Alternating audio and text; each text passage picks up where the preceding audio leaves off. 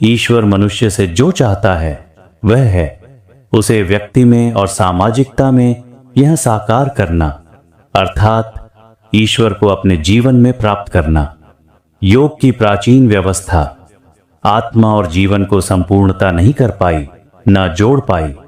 उसने संसार को माया अथवा ईश्वर की क्षणिक क्रीड़ा मानकर त्याग कर दिया।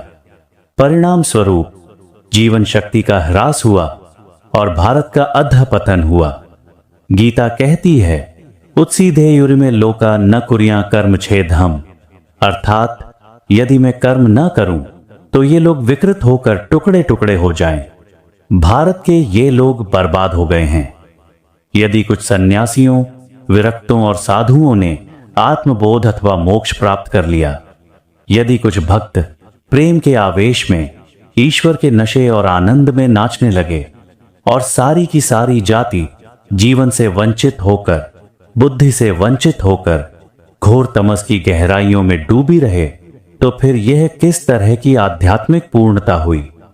मैं व्यवसाय को कोई बुरी या दूषित वस्तु नहीं मानता, जितना वह प्राचीन आध्यात्मिक भारत में माना जाता था।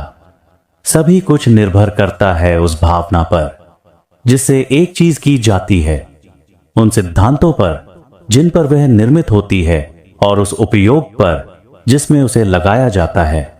मैंने राजनीति की है, अत्यंत उस प्रकार की क्रांतिकारी राजनीति, घोर कर्म, और मैंने युद्ध का समर्थन किया है, उसके लिए आदमी भी भेजे हैं।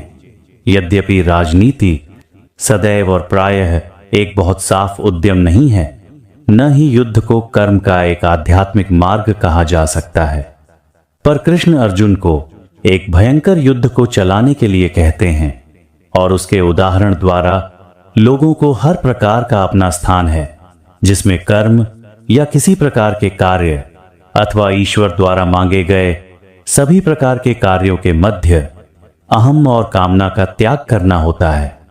भारतीय शास्त्रों और परंपरा में, महाभारत में तथा अन्यत्र जीवन से संन्यास की आध्यात्मिकता और कर्म के आध्यात्मिक जीवन दोनों के लिए स्थान दिए गए हैं।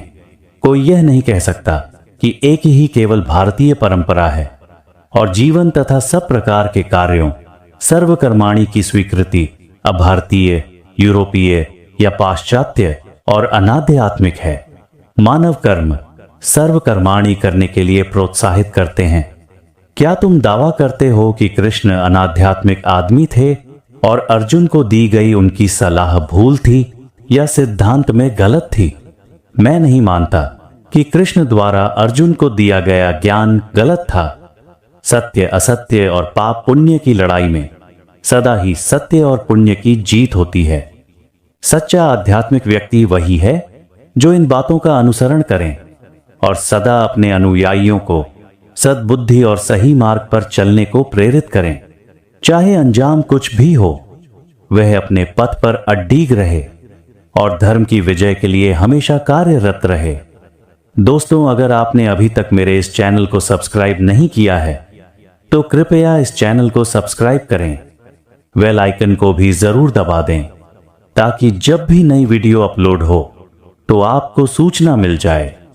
जितनी अधिक से अधिक हो सके इस चैनल को शेयर भी करें ताकि ज्यादा से ज्यादा लोगों तक इन आध्यात्मिक वचनों का फैलाव हो, ताकि भारत विश्व गुरु बनने की ओर अग्रसर हो सके।